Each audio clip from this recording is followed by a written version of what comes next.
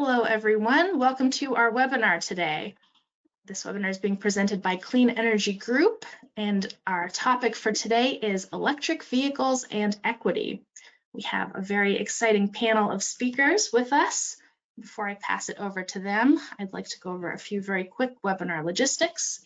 You have a couple of options to join the audio portion of our webinar. You can call in via telephone or connect via your computer mic and speakers. If you'd like to minimize your webinar console so that you can view the presentation full screen, you can click on the orange arrow that you see circled on your screen here. You can also click on that orange arrow to expand your webinar console. And one thing that you might like to do with your webinar console is to submit your questions and your comments. We will be saving about 15 minutes following our presentations for a Q&A with the audience, and we'll get to as many questions as we can. So do type your question in when you think of it. Try not to wait until the end, but we'll get to as many as we can. A final note, this webinar is being recorded. We'll send you an email either this afternoon or tomorrow at the latest with a copy of the webinar slides as a PDF and the video recording of the webinar. Those will also be posted on our website, cleanegroup.org/webinars. And that's a good website to know because it is also where all of our upcoming and archived webinars are posted. So with that, I will now pass it over to my colleague, Shelley Robbins. Shelley is a project director here at Clean Energy Group, and she will be moderating our webinar today. Thank you, Sam. Clean Energy Group, CEG, is a foundation-funded nonprofit organization. Our work involves providing technical assistance, policy support, as well as information on clean energy topics.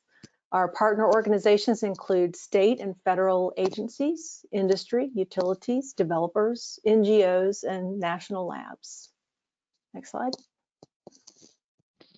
All right, this webinar highlights the findings in the report just released this month called Electric Vehicles and Equity, How EVs Work, Their Pros and Cons, and the Role They Can Play in Making Our Communities Stronger. The report was prepared for CEG by Michael Brower, who will be our first speaker. Next slide. Michael Brower is the former president of AWS True Power LLC, a global renewable energy consulting firm, and the former vice president for renewable energy at Underwriters Laboratories. A physicist by training, Michael is currently a partner at Clean Energy Ventures Group, not to be confused with Clean Energy Group.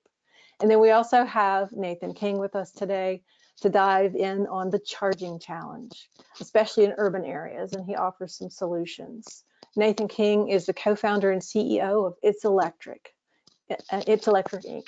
Itselectric is a Brooklyn-based curbside electric vehicle charging company purpose-built for cities with a mission to unlock access to clean vehicles for millions of drivers who park their cars on the street.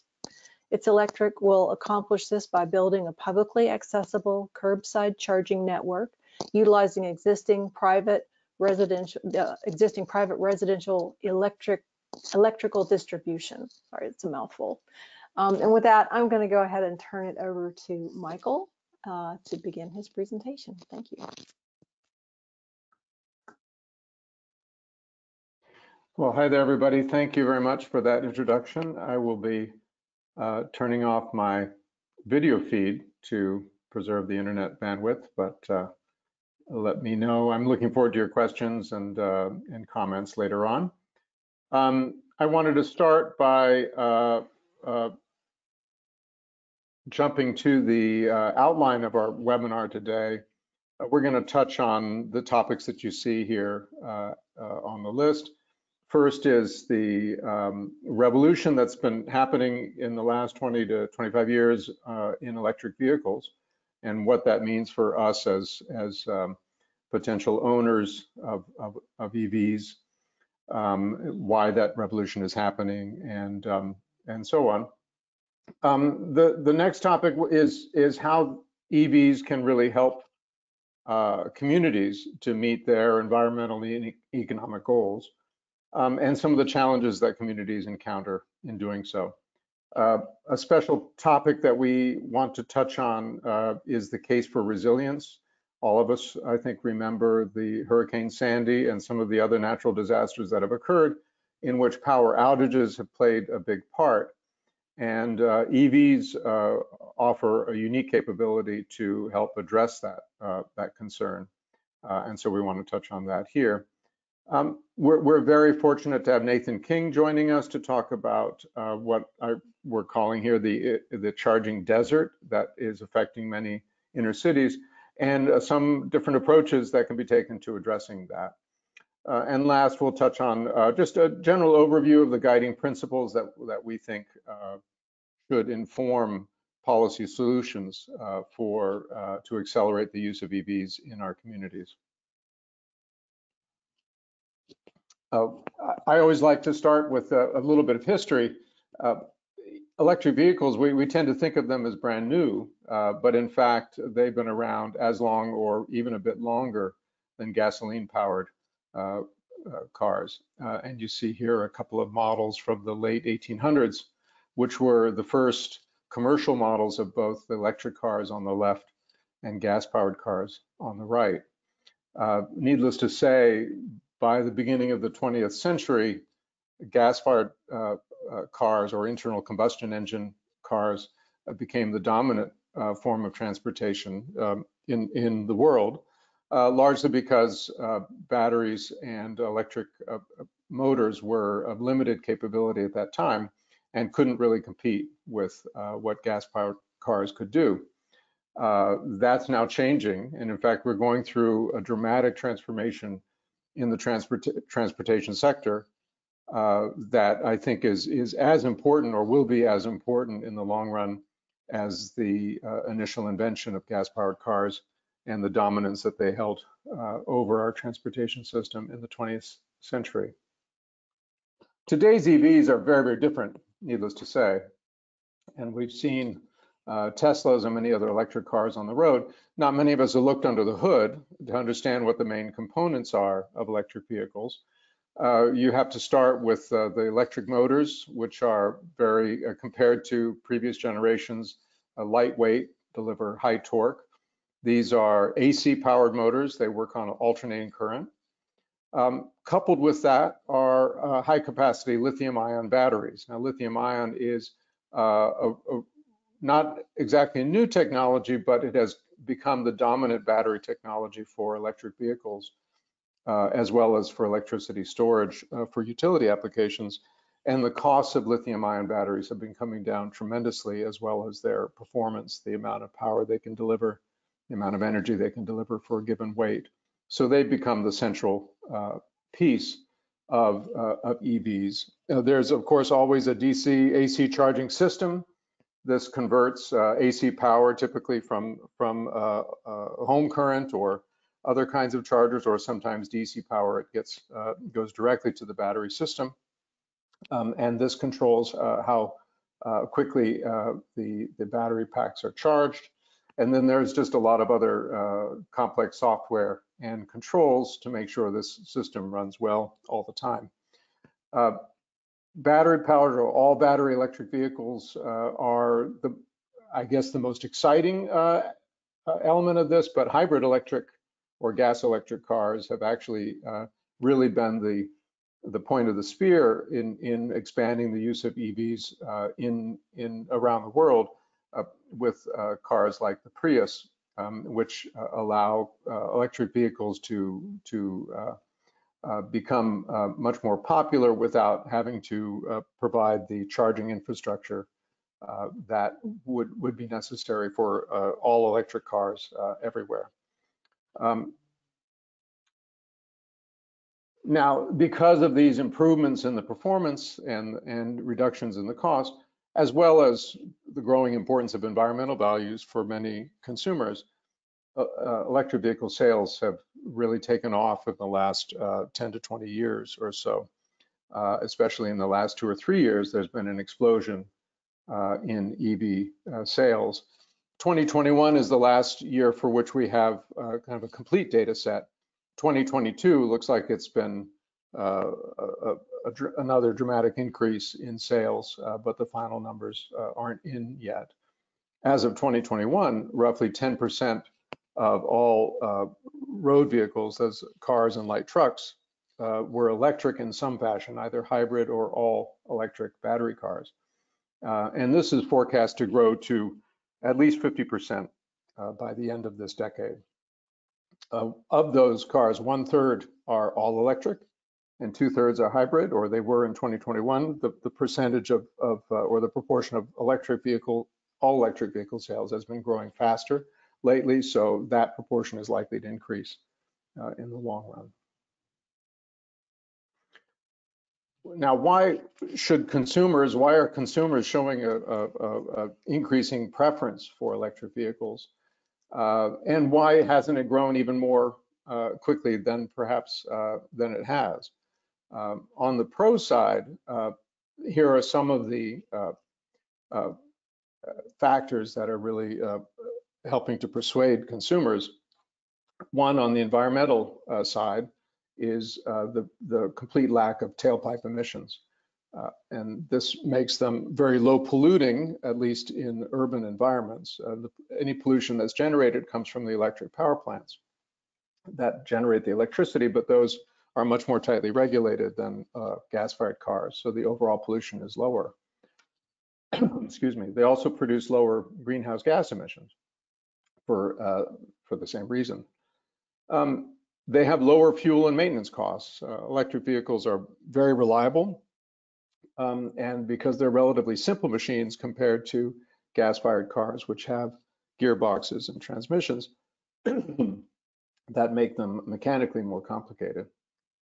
The last point there may surprise some of you, because we've heard a lot about the fire risk of batteries, which is real. A lithium-ion battery, if it catches fire, can be very difficult to put out.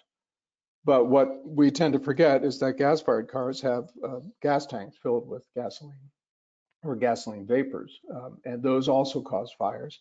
And in addition, the chemical dangers from gasoline poisoning, for example, are very real. So overall, you'd have to say that the safety risk of electric vehicles is probably considerably lower than gasoline-fired cars. On the other hand, and everybody knows that electric vehicles tend to have shorter range than gasoline cars, and this can cause a degree of range anxiety, it's called in the business, where people are concerned that they may not be able to find a charging point in time to avoid running out of power. And that's a real concern, even though for most daily driving needs, it's really not a big factor, especially if you can charge your car overnight at your home or in a street street charging point. There are, however, and we're going to hear a lot more about this from Nathan, there is a problem of limited access to charging points in some areas, especially in inner cities. So that's a very important issue to address if electric vehicles are to become the dominant form of road vehicle in the future. Higher purchase price is another concern. There are tax credits and rebates that we'll talk about, but there's no doubt that this is that the higher purchase price discourages many consumers. And finally, there is legitimate concern about the environmental impacts of batteries and how they're manufactured and disposed of. Just touching on the total cost of ownership, this is combining the upfront purchase costs and the ongoing operating costs of cars.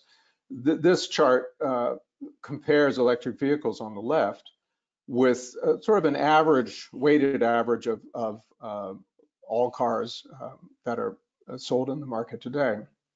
And you can see, first of all, that the purchase cost is a much higher proportion of the total cost of ownership for electric cars than it is for gasoline cars. And by the same token, operating costs are much higher for gasoline-powered cars. When you combine these two factors in total cost of ownership, however, electric vehicles actually come out pretty well. For comparable size cars and comparable type of car, EVs tend to be perhaps a little bit cheaper in the long run than gasoline-powered cars. But the best thing to say, the overall conclusion is that the costs are very comparable. This comparison, by the way, doesn't include tax credits or other kinds of subsidies, which can definitely tilt the balance in favor of electric vehicles. What about those incentives for EVs? Well, it's become more and more complicated over time. There's been a federal tax credit for new electric vehicles for some time now. The total amount available is up to $7,500 for a new EV, which is a significant fraction, around half of the average difference in the purchase price for an EV compared to its closest conventional cousin. Recently that's been expanded to include used EVs. They have to be at least 2 years old, and this credit for used EVs is only available one time, so you can't continually buy and sell a used EV and expect to get the same that same credit every time. One of the downsides, a very important one from a perspective of equity, is that these are tax credits which are really only useful to people who have significant taxable income, enough to really use that credit. So that automatically restricts the usefulness of the tax credit to households of middle income, of some means, and it's not really available or useful to families, households of lower economic circumstances. Now, in addition, lately the rules have become more and more complicated. The government is pushing for electric vehicles to be manufactured within the US as much as possible, of their content to come from the US, and that's made for some interesting rules that are making it difficult for some EVs to qualify for those credits.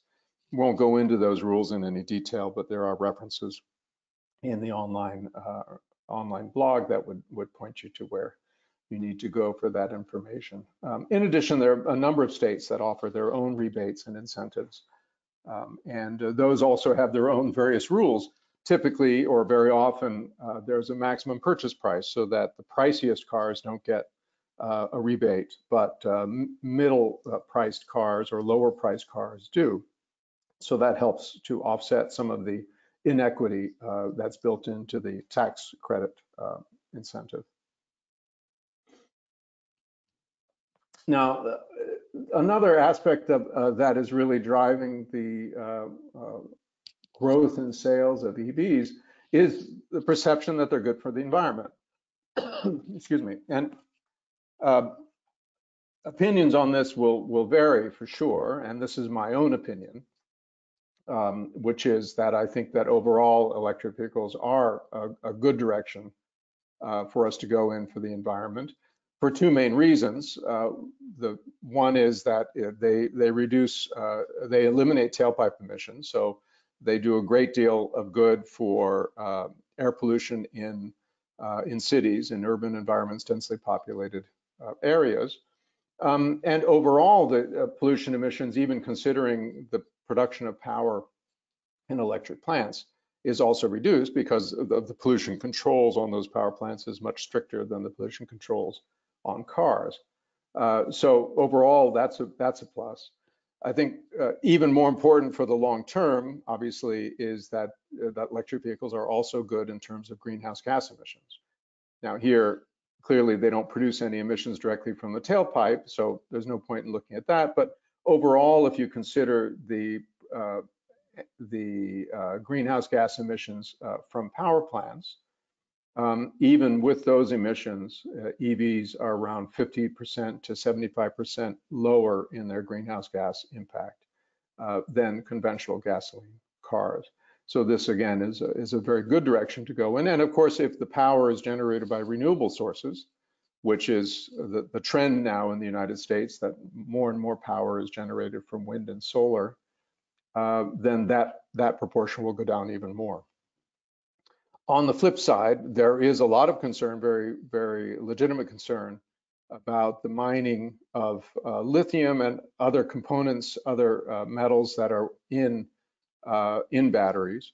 and how the waste from those mining processes are handled, the water consumption that's required, and then at the end of life, what happens to the batteries when they are no longer useful? How are they disposed of, and are they recycled? It's clear that the lithium-ion battery production cycle is not sustainable. It has severe impacts in many areas, in the areas where mining is happening. This is in a location in South America. And so that is definitely something that needs to be addressed. There are potentially sustainable alternatives that are being explored, and they need to be developed as quickly as possible. Overall, I still think that EVs are good for the environment, but clearly we need to do better in the long run to make sure that they are fully sustainable. On the question of air pollution, there's been a lot of work done concerning the overall health impacts of air pollution and also the equity concerns around them. This is the result of work that's been done by a number of scientists showing that even though air pollution is no longer as serious as it was back when the Clean Air Act was signed, it remains a significant health concern for over 30% of Americans who live in locations that are where air quality is below EPA standards. The main cause of the roughly 100,000 to 200,000 premature deaths that occur annually, and we have to stop for a second and think about that number, that's a pretty dramatic number. And the largest contributor to that is fine particulates, which are called PM 2.5, referring to their size, 2.5 microns and below, and ozone, but primarily the fine particulates. And much of that comes from transportation, in particular diesel trucks and buses are a big source of that. Not only do these air pollutants continue to cause premature deaths, they also cause millions of asthma attacks, and there are links in research to delays in cognitive development and other problems. So of this overall issue, cars and trucks, road vehicles, are not the biggest source. They're responsible for about a quarter of the impacts, but they are a source of pollution that can be addressed directly by electric vehicles. And that's, I think, a very important reason to develop electric vehicles and to accelerate their adoption in the United States. An important consideration in that is not just the overall impact, but the fact that so much of the pollution impact is not equitably shared. In particular, lower income communities and communities of color are exposed to significantly higher amounts of air pollution than are white communities, or predominantly white communities. And the proportions here are quite striking, actually. People of color are exposed to roughly a quarter more, 25% more harmful air pollutants on average than whites. Black people are exposed to 34% more than whites, according to this study. And people of color in particular are exposed to the highest levels of pollution in much greater proportion than white people are. That means areas that are where there's a really extremely high level of air pollutant concentration are much more likely to be people of color than they are to be white communities. And this is a legacy of the settlement patterns that were largely racially driven by racism that drove people of color into more densely populated urban areas and areas near industrial centers and transportation corridors. So these are the areas that people of color have been encouraged, let's say, to settle in, and they're also the areas where air pollution tends to be highest.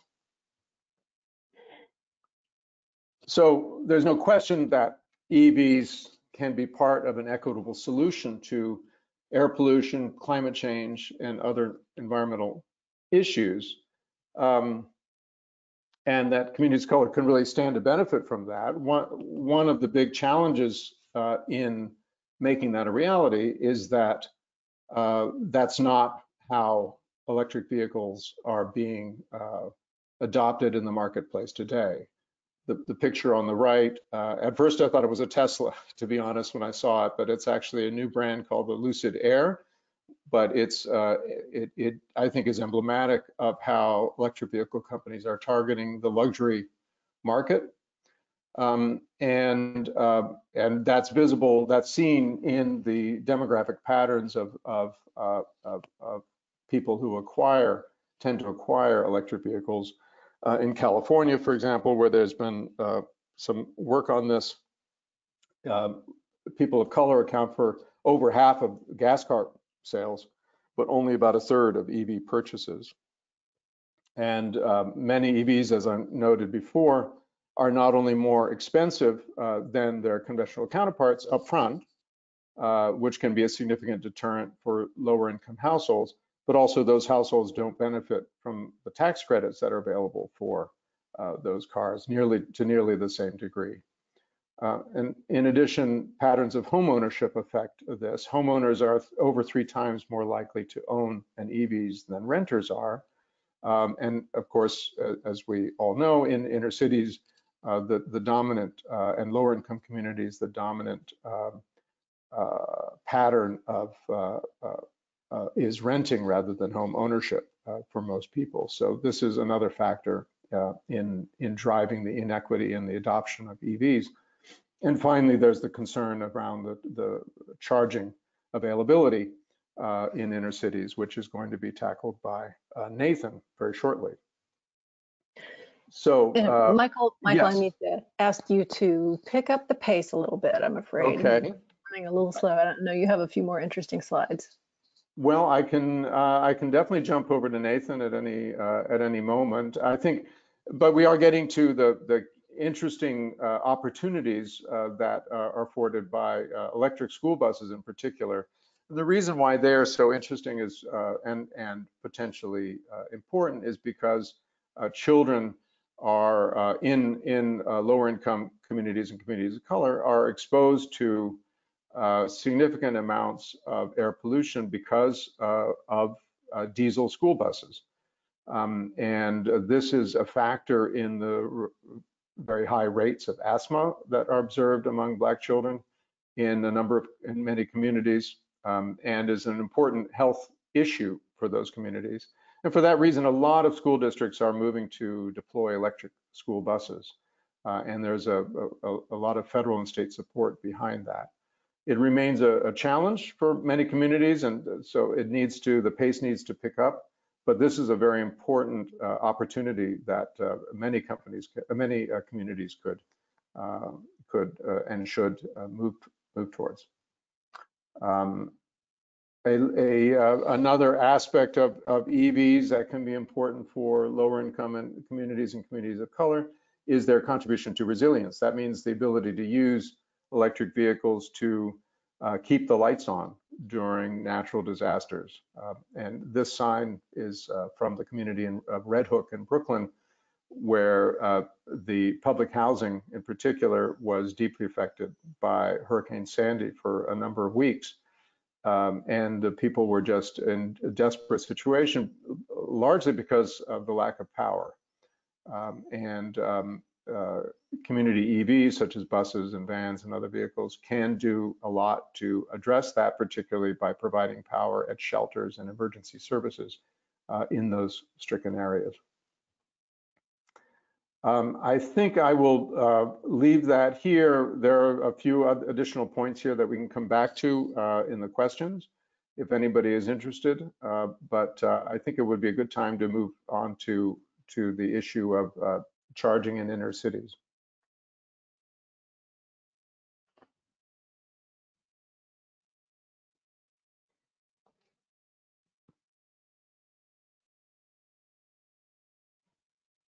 Hi, everyone. Nathan King. I'm co-founder and CEO of Itselectric. I'm here in Brooklyn, and the company I started a couple of years ago is really focused on this problem that Michael set up around EV charging in cities. So why is this important? Well, the United States is increasingly becoming a more urban country. By 2050, about 90% of our population will live in cities. And right now, cities are a huge contributor of greenhouse gases, but also an opportunity to live more efficiently within our borders and reduce our carbon footprint in a way that is going to really shift how we think about greenhouse gas emissions in this country. The problem, though, is that we have difficulties getting EV charging in the cities.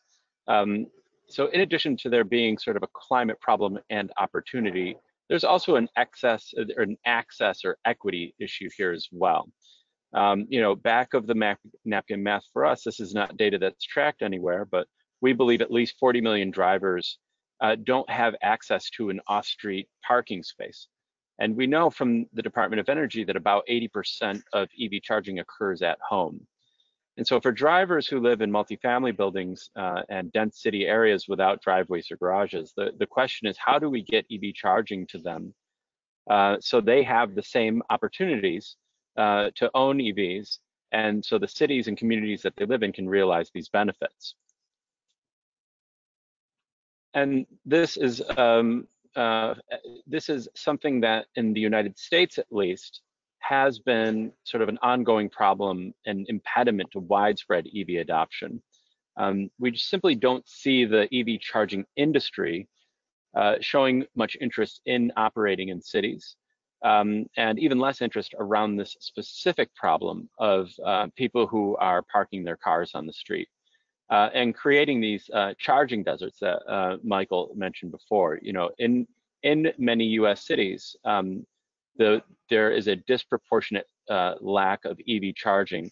In many cases, you can go miles in large American cities where you don't have any public EV charging available to you. And because, again, you lack the opportunity to charge at home because you don't have that off-street parking, you're unable to install your own charger. So the solution that we are putting forward, or that we believe will happen, and this is also supported by our city departments of transportation. It's also supported by what we see happening in the EU and the UK, is we need to bring a distributed network of charging to the curbside. So for people who do park their vehicles on the street, that they have a place to plug in and charge where they're already parking their vehicles. This ties into this equity question because especially when you get into city areas, you find that because a lot of underserved communities are underserved also by mass transit options, they have fewer opportunities to take buses and light rail. So here we're not really talking about dense urban downtown centers. We're really talking about the residential communities around the downtowns where people are using their vehicles for their daily commute. And these communities tend to be disproportionately affected by roadway pollution. And as Michael mentioned before, these tend to be frontline communities that tend to be the first to be displaced by climate events. So why don't we see cities putting more EV chargers in the ground? Well, we've identified what we think are 6 significant barriers to widespread deployment. So street parking we already talked about, but then as cities begin to think about and other EV charging companies begin to look at what is involved in getting a charger on in the sidewalk and along the right of way, you encounter problems around the time that it takes to permit and install the charger, the cost of putting the charger in, the design of the charger. Are there EV chargers that are suitable for deployment in urban environments, and grid limitations. Many city neighborhoods are already at capacity for their electrical service, and simply adding EV chargers in these neighborhoods isn't possible without extensive upgrades to the grid itself. All of these things, by the way, feed back into this problem around equity. So this distributed network of level 2 chargers has to be accomplished, and we need to find a way to have it become deployable at scale. You know, the ratio. One question we get a lot is, well, how are you going to get an EV charger in front of every driving space? Well, it's really it's not that big of a problem. Not every single charging space needs to have a charger next to it. We need about 4 chargers for every 10 spaces. That's the ratio that New York City is targeting over the next few decades. But it's still going to be a massive it's still going to be a massive investment in our infrastructure nonetheless. And so it becomes an urban design problem. Where do the chargers actually go? Where do they look like? What do they look like? How do they accommodate people's parking behaviors? How do we avoid creating problems for pedestrians as they walk? How do we make sure that we are setting aside options for cities to try other kinds of transportation, including micromobility, including buses, including bikes themselves? And here's just some examples of what we see happening in different cities that are taking on this problem of curbside charging. As I mentioned before, in the EU and the UK, they've really gone about EV charging in an inverted model from what we're doing here in the United States. Many European countries have sort of started with making sure that distributed charging was available in the city centers, and then, or at the same time, also thought about how more widespread distribution could be installed in intra-city, in between the cities. Here in the United States, we've sort of started with the problem of longer road trips and have failed to address the problem around charging charging access in cities. And so what we talk about is we see a lot of attention being paid to range anxiety. So drivers being afraid of getting stranded on the road in between 2 cities. But here in the United States, we see a problem around access anxiety. So the simple problem, if you simply can't have a charger anywhere near where you live, that is going to prevent you from getting an EV, regardless of whether or not you're able to drive that from city to city. So in London, as you use an example to benchmark kind of where they are compared to us, they have over 6,000 curbside chargers installed as of today. You compare that to the United States, where we probably have less than 1,000 curbside chargers installed in the entire country. So the EU really did sort of take the lead on curbside charging and charging in cities generally. You know, that being said, we're still seeing some progress and some momentum in places like Los Angeles and New York City, which have active curbside chargers deployed and ambitious goals to expand it. And even places like Kansas City has installed 30 curbside chargers, and they're looking to expand these as well, which is an opportunity for me to point out that many city drivers rely on curbside charging, regardless of whether or not it's a super dense city like New York. I'm running out of time, so I'm going to speed through this a little bit, but EV chargers can do more than simply charge electric vehicles. There are ways to modify the chargers so they can begin to do other things. Most EV chargers have a power source and a data source. So we believe that the future of public EV charging will include things like charging for micromobility, providing public Wi-Fi, doing other kinds of what we call civic IoT that is in the public interest. And one of the barriers that I mentioned earlier was around this problem of design. And here I will just really quickly talk about my company, Itselectric, for about 30 seconds. Itselectric has developed a charger that is custom built to operate on the curbside. It's very similar to the picture of the charger you saw in London. We are currently the first company in the United States to have this kind of charger configuration that is very compact, very durable, and purpose-built for use on city curbsides. We're also taking on this problem of overcoming the friction around deploying chargers in dense urban areas by allowing existing electrical infrastructure to power a charger that anyone in the community can use. And what we do is we partner with the adjacent private property, and we pull their spare electrical capacity to the curbside, and then that becomes the power source for an EV charger that anyone in the community can use. And then we share revenue from the charger back with that host property. I'll leave it here with a quote from somebody who inspired me to become an architect, Jane Jacobs. We really do need to look at different solutions for cities. Cities are living things, and we need to think about them in new ways. This revolution that we are currently seeing around electrified transportation gives me a lot of hope.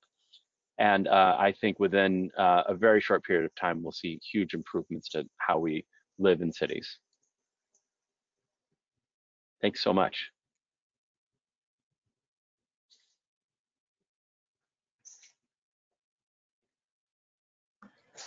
All right, and I will close before we get to the Q&A with just some of CEG's thoughts about the policy principles that we need to see in place as we, as cities and communities look at this infrastructure.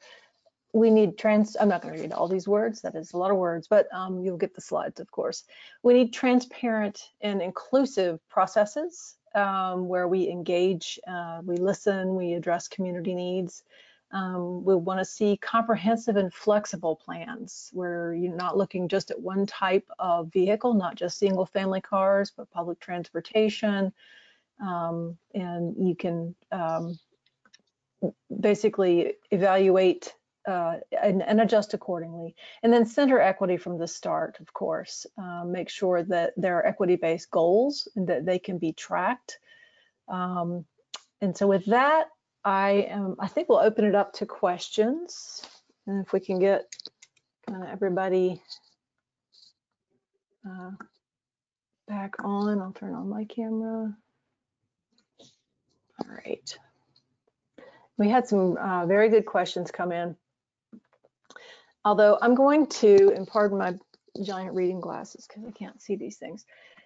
There was one comment that I want to elevate because I thought it was really interesting, and that was, when are we going to see more signage on the highway roadsides? You know, we know that if you have an electric vehicle, you've got an app that tells you where the charging stations are, but why aren't there signs like that show, like, somebody who might be driving internal combustion vehicle, charger, so that then they start to get in their head how frequent those locations are. So that wasn't, I just want to elevate that concept for those out there who can influence such things. I thought that was a great point.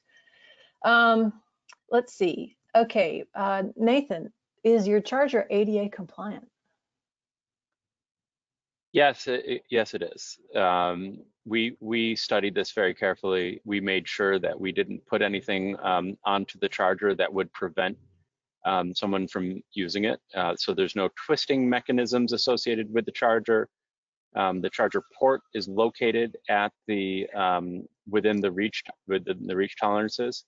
And as we site the chargers, we're going to make sure that not only are we going to have the right clearances adjacent to the charger, but that we're also not installing it somewhere that's going to create an accessibility issue for somebody that's using the sidewalk.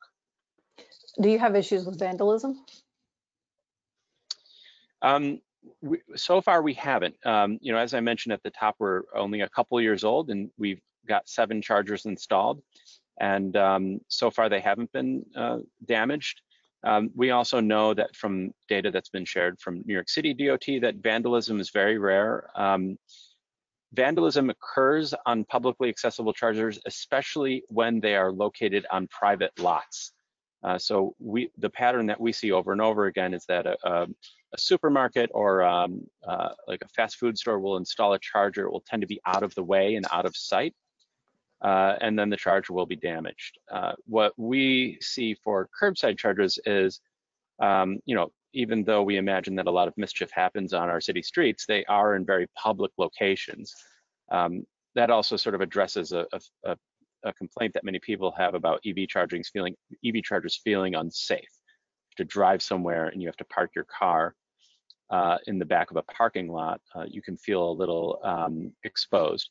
Curbside charging lets you really sort of be out in the middle of a well-lit street and along a busy environment. Okay. For Michael, what is being done on the issue of the negative impacts of batteries? What's going on in the recycling space, the repurposing space? What were your findings there? Well, on the recycling space, there are a number of the manufacturers are pursuing recycling. They will, if they are servicing the cars, they take care of the batteries, they replace them at a certain time, and then, you know, what happens after that, I don't know. I think that needs to be considered, but I don't think that they're just being dumped in landfills. I think that there's a lot of valuable material there that is to be reused. I think that on the manufacturing side, so much of the manufacturing occurs outside of the United States in developing countries, in China, that's to me a very big concern, that the standards that are being applied of environmental standards and safety standards are not adequate.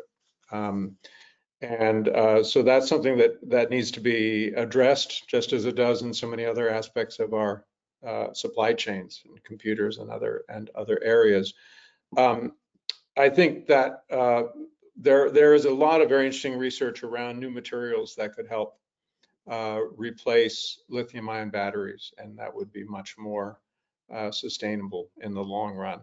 Unfortunately, there's nothing out there at the moment yet that can compete with lithium-ion, but I think it will come. So that's an area that I happen to be very interested in, and looking at ways that we can replace some of the components of lithium-ion batteries with much safer alternatives. There's a lot of research being done in that area that I think is very exciting. All right, Nathan, I think this one's probably for you. Utilities use a demand charge that often adds a cost, many times the actual cost of the actual power, making the charger bill extremely high. How can we solve this?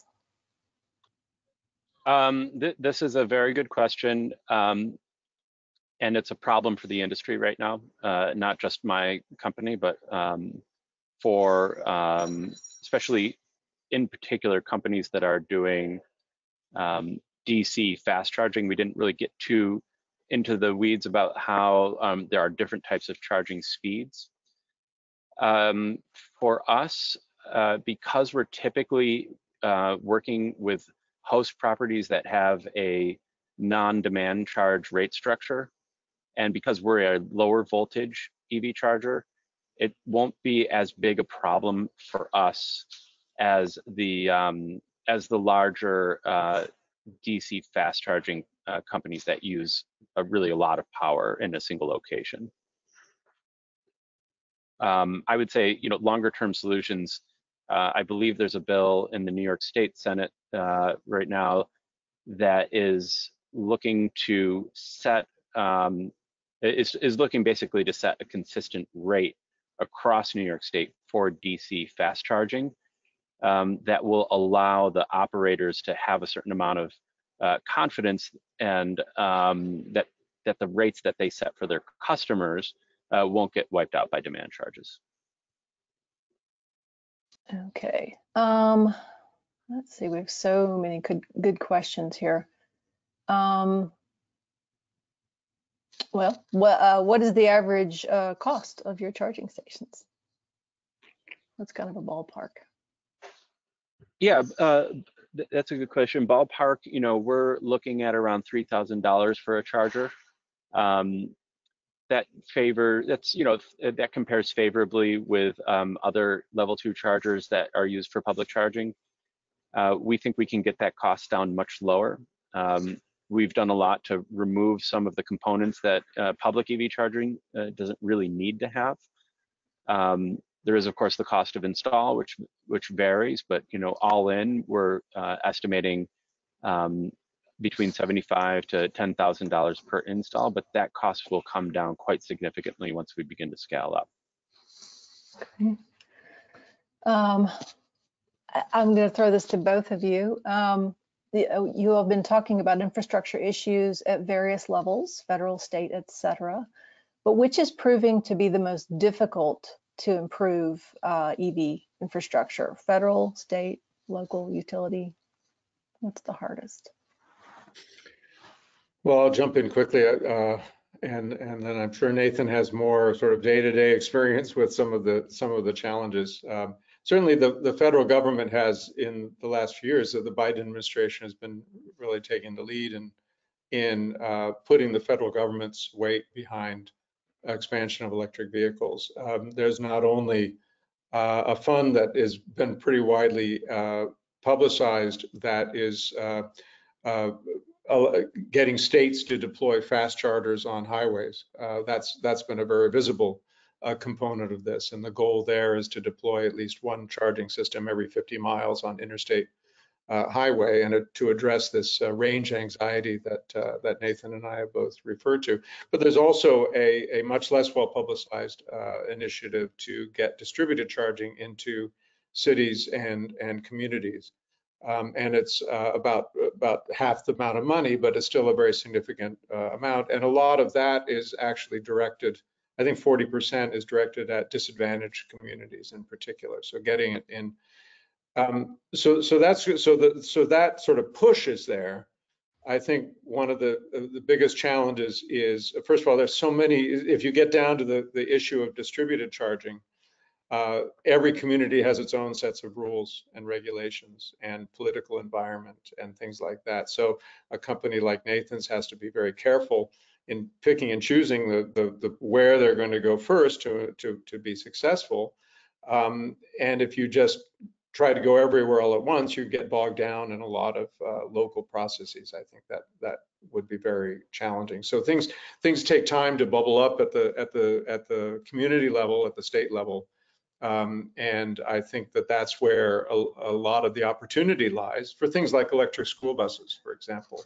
Putting aside the charging issue, electric school buses are a fantastic opportunity for many school districts, but each school district, and we've got thousands and thousands of school districts in the country, each school district has to sort of decide that it's a priority, that they're going to go after the money, that they're going to organize the different stakeholders to make it happen, that they're going to design the system. All these things have to be tackled, and it's a heavy lift for a lot of communities. So it takes time at that level, even though there's a lot of money out there right now. The federal government is putting a lot of money and a lot of resources into it. It still needs that local and state level pull to make it happen. All righty. Let's see. Have you had any success or experience working with marginalized communities for strategic discussions on the topic of EVs? It is a challenge, as there are so many other priorities, and EVs are often not seen as relatable or an urgent priority. Are there any strategies or tips as to how you've had success to have well-attended discussions regarding curbside charging or access to EVs in these communities? Nathan, you want to? Yeah, I'd love to take this one on, and this is somewhat related to my own personal experience, and it's also related to some of the studies that we've seen come out over the last couple of years. I think there might be I think there might be a misperception that low-income communities or lower income, moderate income communities aren't interested, or they don't see electric vehicles as a priority. I will tell you from my personal experience that is not the case at all. And I can also point you towards a Consumer Reports study that was done late last year that actually showed higher demand in minority communities for electric vehicles than in white communities. The issue that we see as a barrier for adoption after you remove cost is access to charging. So Michael talked about some of the cost issues. We think that problem is slowly getting solved because of the secondary market and because the OEMs are offering new models that are more affordable.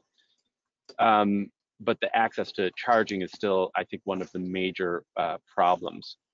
And so this this question of like, how do we get interest or from disadvantaged communities who might see this as a priority?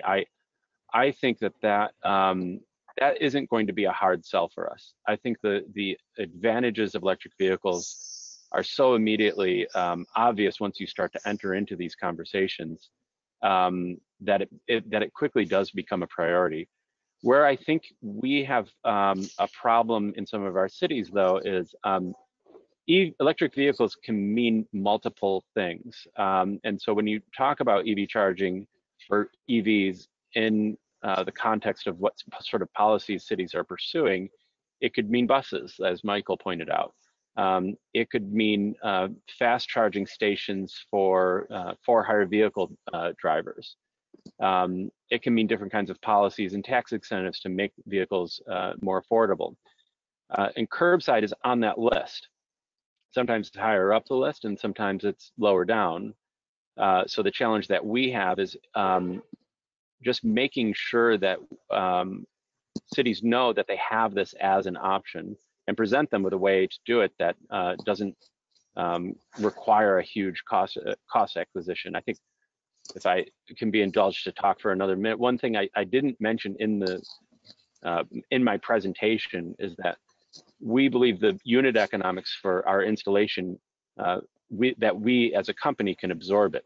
So as a private solution, we're offering our EV charging installation at no cost to the city or the private property owner, and we make the money back through the incentive programs that Michael mentioned and through the fees that we earn from vehicle drivers.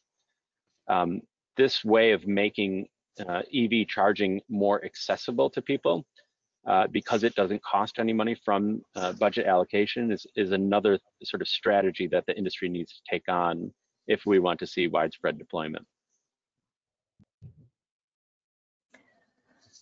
All right, let's see. Let's see if we got one quick question.